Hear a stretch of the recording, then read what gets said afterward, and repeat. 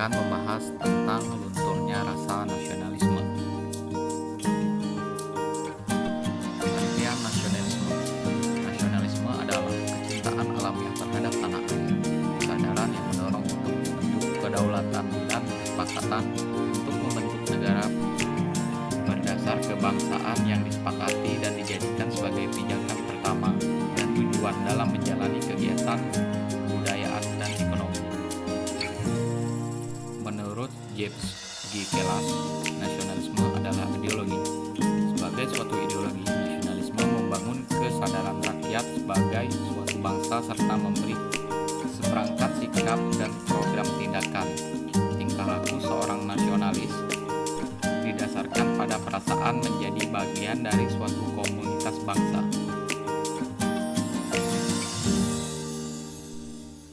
Pada tahun ini sudah 76 tahun Indonesia merdeka. Apakah kita sudah benar-benar merdeka? Apakah rasa nasionalisme masih melekat kuat pada pribadi rakyat Indonesia?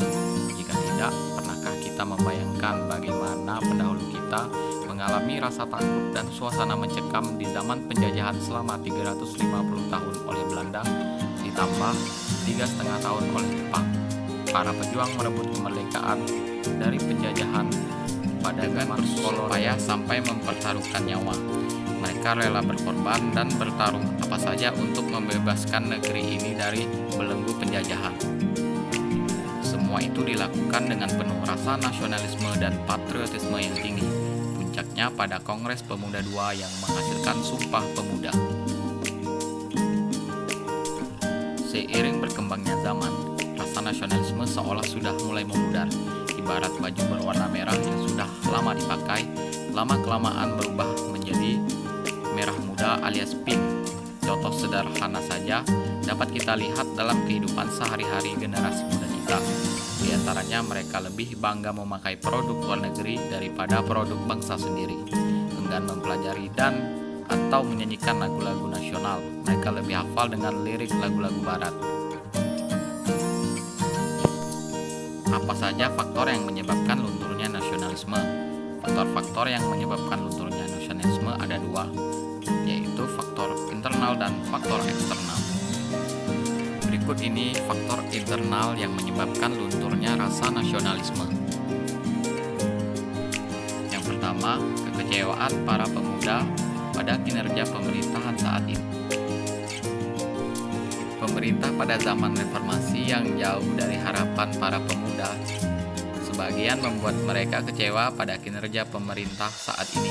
Misalnya terkuaknya kasus korupsi, penggelapan uang negara, dan penyalahgunaan kekuasaan oleh para pejabat negara membuat para pemuda enggan untuk memperhatikan lagi pemerintahan. Faktor internal yang kedua adalah sikap warga dan lingkungan sekitar yang tidak mencerminkan rasa nasionalisme, sehingga ditiru para pemuda.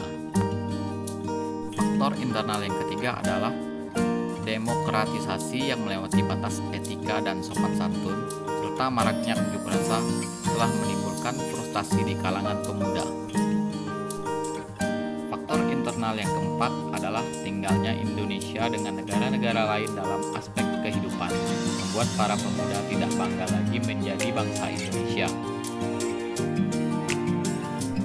Baik itu tertinggalnya infrastruktur dan tertinggalnya ekonomi. Dan faktor internal yang kelima adalah timbulnya etnosentrisme. Etnosentrisme yang menganggap sukunya lebih baik dari suku-suku lainnya, sehingga lebih mengagungkan daerah atau sukunya daripada persatuan bangsa. Selanjutnya, faktor eksternal yang menyebabkan lunturnya rasa nasionalisme. Faktor eksternal yang pertama adalah arus globalisasi yang berimbas pada moral pemuda.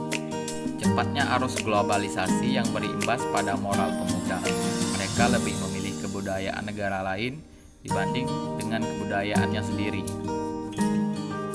Contohnya, para pemuda lebih memilih menggunakan pakaian-pakaian minim yang mencerminkan kebudayaan bangsa barat. Dan para pemuda dikuasai oleh narkoba dan minum-minuman keras sehingga merusak martabat bangsa Indonesia. Faktor eksternal yang kedua adalah paham liberalisme yang dianut oleh negara-negara barat yang memberikan dampak pada kehidupan bangsa.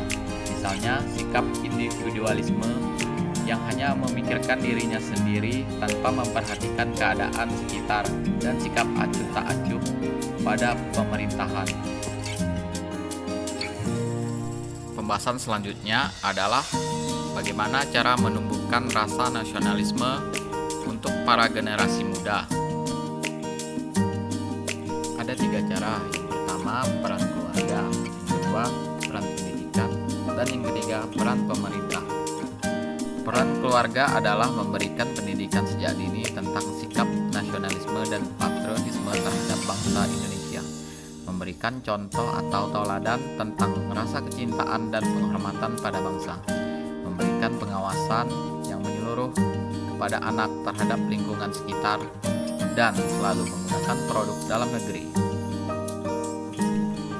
Peran pendidikan memberikan pelajaran tentang pendidikan Pancasila dan kewarganegaraan dan juga bela negara, menanamkan sikap cinta tanah air dan menghormati jasa pahlawan dengan mengadakan upacara setiap hari Senin, memberikan pendidikan moral sehingga para pemuda tidak mudah menyerap hal-hal negatif yang dapat mengancam pertahanan nasional.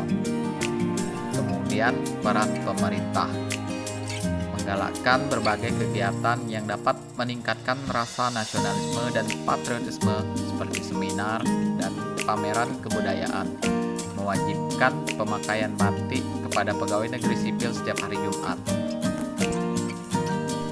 dan lebih mendengarkan dan menghargai aspirasi pemuda untuk membangun Indonesia agar lebih baik. Sekian penjelasan dari saya. Terima kasih, semoga bermanfaat. Wassalamualaikum warahmatullahi wabarakatuh.